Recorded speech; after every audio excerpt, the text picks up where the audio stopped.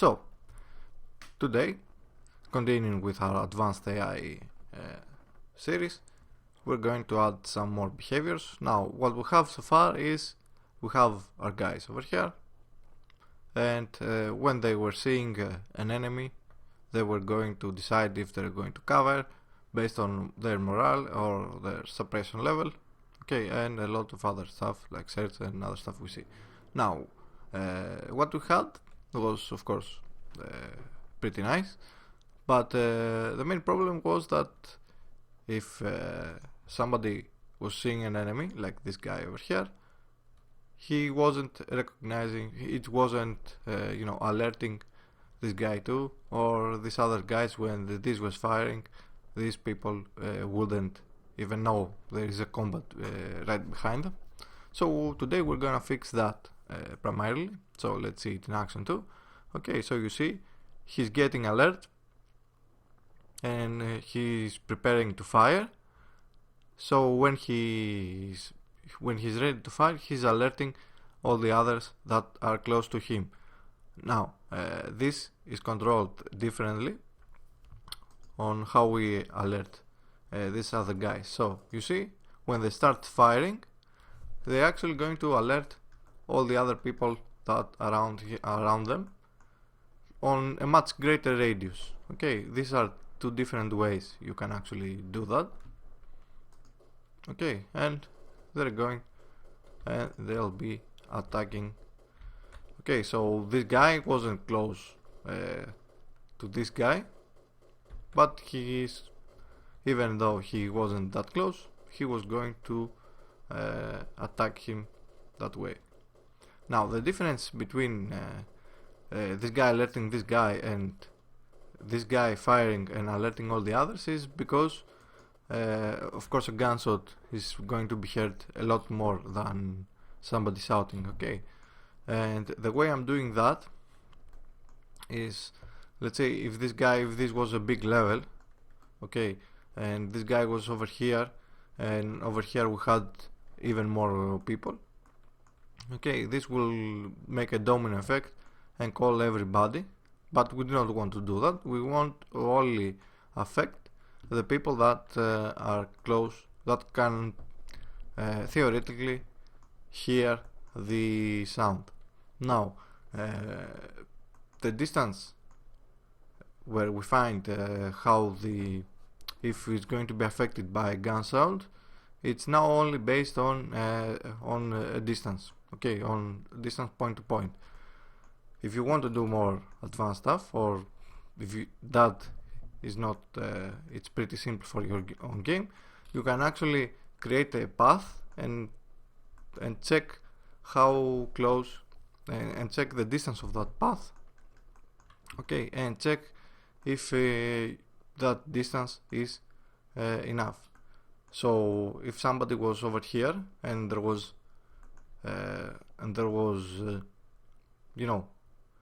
a wall behind them, and the other one was inside the building, or if he was over here anyway, okay, you will have to check, because from point A to point B the distance will be pretty small.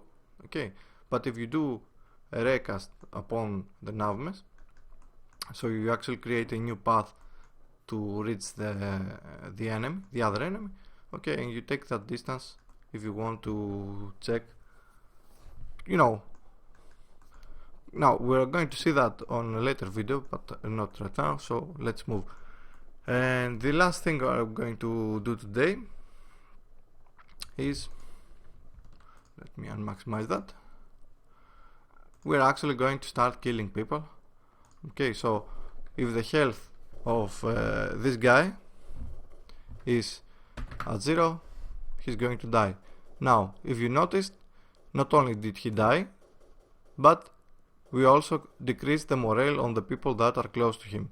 Now of course you can add more stuff, like if he died inside his visual range and other stuff like that. Okay, and right now we're not doing anything with the morale other than the cover. Okay, but on the next videos we're going to see that. And of course I can also kill everyone else. Okay, and because we do not have death animations, we just enable the ragdolls. So let's start. Let's see. Let's go first to the player control script. Okay, now the first thing we're going to add is the namespace of generic, and we're going to create a new list of rigid bodies where we're going to hold all the ragdoll bones. And the other thing that's pretty important, let me remove the bookmark. Set remove. The other thing that is pretty important, everything we had inside the update, we actually want to have it inside an if statement that checks if the character stats is dead. If it's not dead, then run all the behavior we previously added. Otherwise, don't do anything. Okay, and let's take care of that. Now, since we initialize the ragdoll over here, let's just add one more behavior, or maybe two. Let me close all this. So, since we initialize the ragdoll over here, we can actually go and say on each rigid body we make kinematic, go into the ragdoll bones and add it into the list. Okay, and that way we populate our list of rigid bodies. So when we want to enable the ragdoll now, okay, when we want to ragdoll the character, we can do a for loop, enable the kinematic, enable the rigid body and make it kinematic, make it non-kinematic, and then we also can take the collider from over there, okay, and make it so that its trigger is not false. Now, here's a little tip for you. You will of course notice in a lot of Unity games that the ragdolls usually explode, and that is why, because if you enable on the same frame, if you make it kinematic and make it non-trigger and disable on the same frame the animator, that means there is one frame, the frame you actually disable that the physics engine don't pretty much know what to do, okay, because the kinematic to be enabled, it needs to pass one frame, and they also, the colliders to make it from trigger to not, also need to pass one frame, so it doesn't know what it does, and on the next frame all the colliders are inside each other, and then it explodes. So to combat that, okay, we create a new coroutine. I'm calling it disable animator, and we call it over here, of course, and then on the next frame we wait until this frame ends, and then we disable the animator. Since on the next frame we're going to have a rigid body and the collider set as we want, we disable the animator, and because I will be enabling this when the character is dead, I also want the player control script to be disabled, so I disable the script. Okay, now we also need to add more stuff on the character stat script. So what we're going to add on the character stat script is we want to do a check if, since we are decreasing the morale, we also need to, just for, you know, just to be safe, we will add an if statement that if the morale is lower than 0, then make it 0. Then if health is lower or equals than 0, okay, now I have the equal because his health might go at 0 and not make him dead. Okay, now if you want to be more sure about it, you will add this, because even though we are making it 0, even though I'm making it 0 over here, then it will make it, or pretty much you can add the if not dead over here, now that I think of it, or you can do it like that. Okay, so this will run only once. Okay, it will make the health 0, and then it will make the character dead, of course. If it is an enemy and it's an enemy AI, it's going to call a new script we are going to create, and it's going to decrease the morale on the amount we put in here. Okay, but we're going to see it in a bit. And then it's going to call the kill character function. This function is this function over here, which you need to create. Okay, I'm making it public since this is a commandos game. We might going to use it from a different function. Okay, so we call, the first thing we need to do is, of course, call the ragdoll character. So we are calling the function over here to ragdoll the character. Then we need to take all our behaviors, all our scripts, because we basically do not want to have it open since the character is dead. Okay, so for every new behavior we created inside our enemy AI, all this, and the new one, which is the allies behavior, we're actually going to say enable false, false, false, and on the end we're going to disable the enemy AI too. Okay, and then get the collider, the top collider, not the collider that is the ragdolls, even though the ragdolls are going to run first, so it doesn't pretty much matter, but its order matters because just to be sure that we close the top ones, it's better to enable the ragdoll first and then go and disable the collider and the rigid body that we know we don't want to use. Okay, so we get the collider, the top collider, okay, this one over here, and we also need to take the rigid body, this one over here. Okay, we make it kinematic, and we disable also the nav message. Now I want to keep the character stats open. Okay, so we're not closing the character stats because we want to create on next videos. If an enemy was patrolling and he sees a body, a body or a corpse of one of his teammates, then we want to do behaviors over there. Okay, so the way we're going to check if he's seeing a body, we're going to check it by the character stats. Okay, so we kill the character, and that's basically how we kill the character whenever the health is at 0. So let's see the enemy AI, what we're going to add.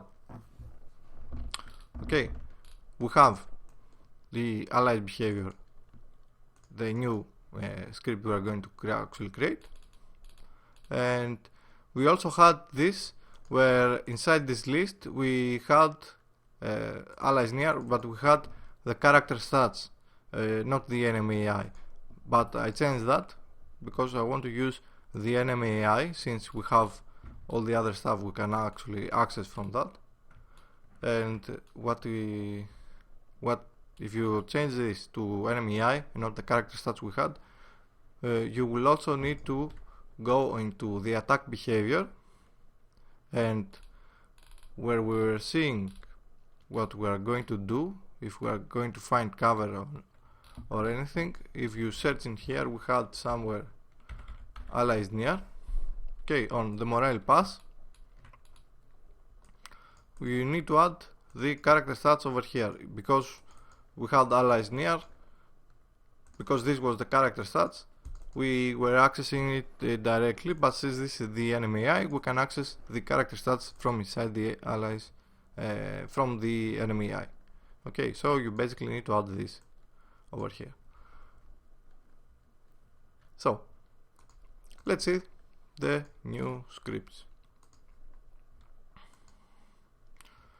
Allies behavior, this is a new component. Of course you need to add it inside the targets, inside your enemies, and let's open it.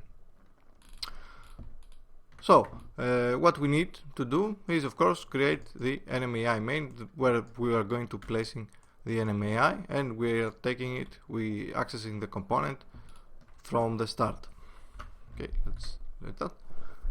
Then we need three public functions, three public functions.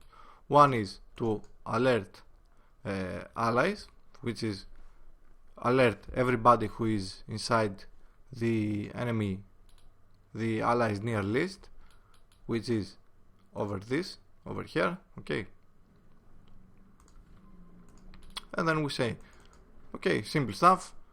If you have allies near you, then go do a for loop for each one you have over there and check if their AI state is not is patrol. So that means they are on the normal state, because if they were shooting or if they already had an enemy, we do not want to do anything. Okay, so we're basically only changing if they are on patrol. Now, if you have more behaviors that are not directly they are not based on having an enemy in your sight, okay, so then you might want to change a little bit this if statement, or make a function or a bool that checks if the current enemy can change his orders. Okay, because basically over here we interrupt whatever state the enemy was and change it to have the has target AI state behavior. Okay, and that's why, because I said why, because if this guy was already shooting and this guy was calling that function, then we do not want to interrupt his behavior over here. Okay, so if he's on the patrol AI state, then go and change his AI state to has target. Now we're using has target because the guy might not be looking directly at him. Okay, we set the enemy target of that guy, of the ally, to be whatever target we have, and we also change his alert level to 10. This way, even if he's here but this guy was seeing him, was seeing our enemy, then he's going to make him alert, and the last known position will be this place, so he will come and run and see towards us. And this way you can also do alert everyone inside range. Now this is when we are actually shooting somebody, or as you will see in the next videos, if the player runs, we create a noise area, and if somebody hears that, then he's going to come and check. So because we're going to take all the colliders from overlap sphere with physics.overlap sphere, we do not want to take all the colliders that there is, because there's no point to populating the list with all the colliders which since we know we only want to use specific ones. Okay, so we create a mask and we bit shift it, and we want to bit shift the layer that the game object is. Okay, so for the enemies, that will be the layer enemies. Okay, so instead of hard coding it and then going and changing stuff whenever we change the layer of the game object, we just take it from here. Then we create our physics.overlap sphere. The origin will be around transform.position. The range will be the range we want to pass, and the mask will be the mask. Now I have the debug log for debugging purposes, but there's no need to have it right now. And let's delete also this debug log. So we check if we have colliders, and we do a for loop. And if we find, if now this is a new, This is another if statement. It might be not needed, but it's good to have it otherwise, so we will avoid error. So we are more precise on what we are searching. Okay, so we check if that collider has a component of enemy AI. Store it because we are accessing it a lot. Okay, we want to be calling all the time get component. Okay, we store it, and then we say if their AI state is patrol, the same way as this.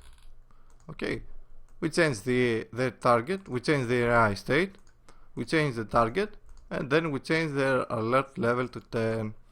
Okay, and this way we're going to be calling the guy or everybody that is inside this range. That's it for that. And next is the decrease allies morale, where we call from character stats. And character stats is over here. Okay, so when the player dies, where the unit dies, if it's an enemy, it's going to decrease the morale by 30 for everybody that is inside his near allies list. Okay, checks to see if he has allies, if he actually has allies near him, and then for every ally that is inside his list, it goes to the character stats and to the morale and decreases by this amount. Okay, pretty simple. Now, how we add enemies inside his near allies or allies near list. We do that on the enemy side sphere, which this component is on his side game object, where we have beneath our character. Okay, where we have a sphere collider, and we need to add nothing else. On the update we do have nothing. On trigger ender, well then, if you remember, we see if the collider that goes inside has a component of character stats, and then we check if the team is not equals our own team, then we add him onto the list of tracking object. Else, that means on the else of this statement, that means the character is an ally. Okay, it's the same team as us. So we store the enemy AI, since we know we are enemy, we are friends. Okay, that means he also has an enemy AI script. Now if you want to be cautious about it, you can actually add an if statement and say check if he actually has an enemy AI script and then do all the other stuff, but okay, let's live dangerously. Okay, we store the other enemy AI, and we check if the other enemy AI is not equals our own AI. Okay, because there is that chance that we might enter our own AI. Okay, then not that it's going to be a problem, but there's no need for it also. Okay, and then we say if our allies near list does not contain the other AI, then add that other AI inside our list. Okay, and of course, since we add on the list, since we are adding him on the list, what we need to do next is also remove him. So on trigger exit, we had our living target, but we need to check now that to see if that living target has a component of enemy AI. If it has a component of enemy AI, that means we already had him on our list. So we pretty much do the same. We store the enemy AI of that other of the living target, and then we say if that other AI is not equals our AI, and if we had him on our list, then not add, remove him from the list. Okay, let's save this, and that's pretty much how we add and remove people from our list. Now the last thing we need to do is actually add where we have where we calling these functions. Okay, so we do that on the enemy AI. Don't forget to add this, okay, because you need to access it. On start, of course, you need to add the get component, so you need to set this up on start. and then we are ready to go where we notice. So you might think that the best place to call that is in here, where we actually have a target, but it's not. And it's not because we have if you add it over here, because this function makes the other targets call this function, so it's going to have a Stack Overflow. So one guy is going to be changing this guy to the hash target, and the other is going to be changing the other guy and the other guy, and it's going to be a whole mess. So you do not want to add it over here anyway. Okay, so we will add it inside the AI state attack. So when this guy changes on his behavior on AI state attack, so that means he has an enemy and he's going to attack, then his allies behavior is going to call and alert the allies, okay, and that is where it's going to call the allies that are next to him. Now if he's shooting, of course you will understand that when we are shooting we need to call the other behavior, which is the other allies behavior. We need to call it from the shooting behavior from inside attack behavior. Okay, so when we're actually shooting, we're going to check, because we might shoot multiple times.